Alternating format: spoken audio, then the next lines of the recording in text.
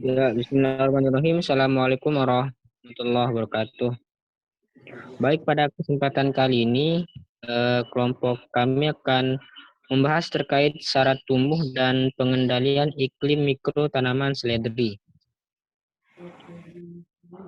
Lanjut, slide.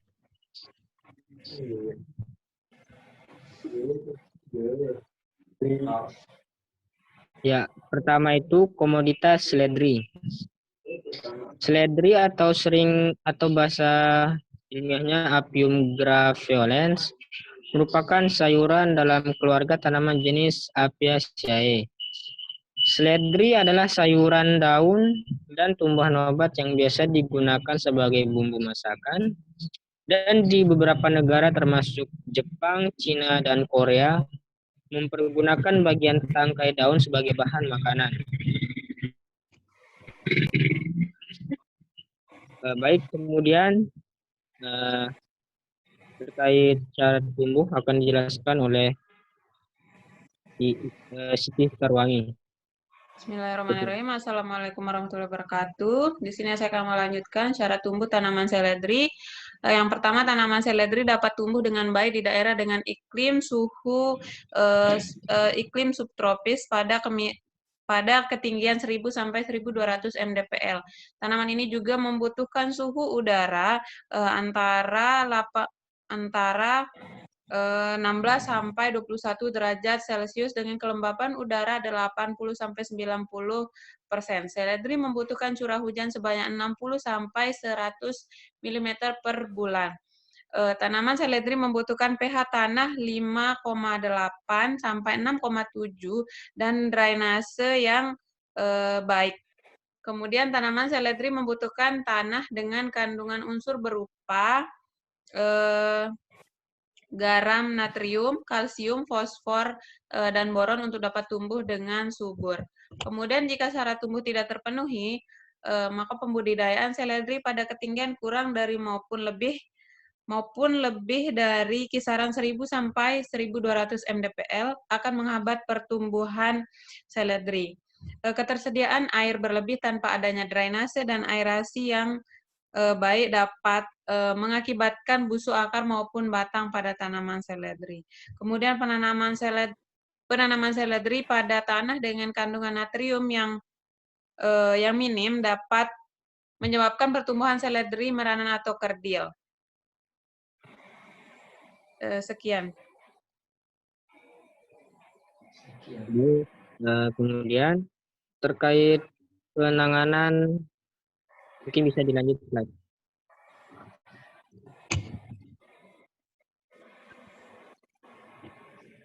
Ya, kemudian terkait pengendalian unsur mikro pada tanaman seledri dapat dilakukan dengan pembuatan greenhouse. Pembuatan greenhouse di sini bertujuan untuk dapat menghadirkan lingkungan atau lahan budidaya yang sesuai dan lebih terkontrol sehingga syarat tumbuh tanaman seledri dapat dipenuhi dan dipertahankan. Kemudian penerapan teknik penyiraman modern. Teknik penyiraman modern dapat membantu dalam memenuhi kebutuhan air tanaman secara efektif dan efisien, terutama di daerah ataupun lahan yang panas dengan bantuan sensor. Ya, sekian. Mungkin cara menanam seledri akan dijelaskan oleh Anis Nizal Zawani. Baik, bismillahirrahmanirrahim. Assalamualaikum warahmatullahi wabarakatuh. Cara menanam seledri. Cara menanam seledri terdapat dua cara, yaitu perbanyakan generatif dari biji dan perbanyakan vegetatif dari anakan.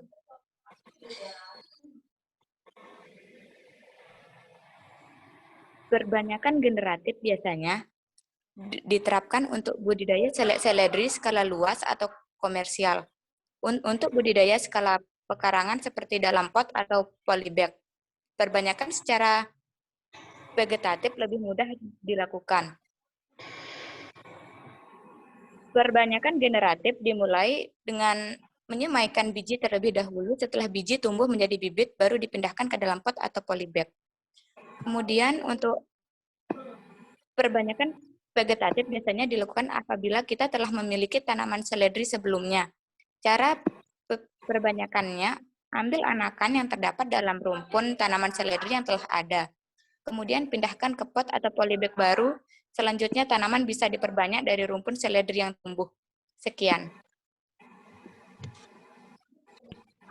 Dan mungkin selanjutnya terkait perawatan atau budidaya seledri dijelaskan oleh Rodatul Zana. Baik, bismillahirrahmanirrahim. Assalamualaikum warahmatullahi wabarakatuh. Di sini saya akan melanjutkan perawatan budidaya seledri. Dilakukan penyiraman setiap pagi dan sore hingga tanaman berumur 1-2 minggu. Setelah itu, frekuensi penyiraman cukup dilakukan 2-3 kali dalam 1 minggu. Untuk budidaya seledri organik, pemberian pupuk organik cairan sangat efektif. Diberikan sebagai pupuk susulan. Selain pupuk cair, bisa juga digunakan pupuk kompos, pupuk kandang, atau pupuk hayati. Sekian. Ya, mungkin selanjutnya terkait panen dari seledri akan dijelaskan oleh Dwi Jadi Rahman. Baik, untuk panen budidaya seledri, jadi panen budidaya seledri bisa dilakukan berkali-kali. Panen pertama biasanya terjadi setelah tanaman berumur 1-3 bulan setelah tanam atau tergantung varietasnya. Pertumbuhan seledri dikatakan telah maksimum setelah daunnya rimbun dan anakannya banyak. Seledri dipanen dengan cara memotong pangkal batang secara periodik. Frekuensi pemanenan bisa dilakukan 1-2 minggu sekali. Panen berakhir apabila pertumbuhan anakan sudah tidak produktif lagi. Panen bisa juga dilakukan dengan cara dicabut. Sekian.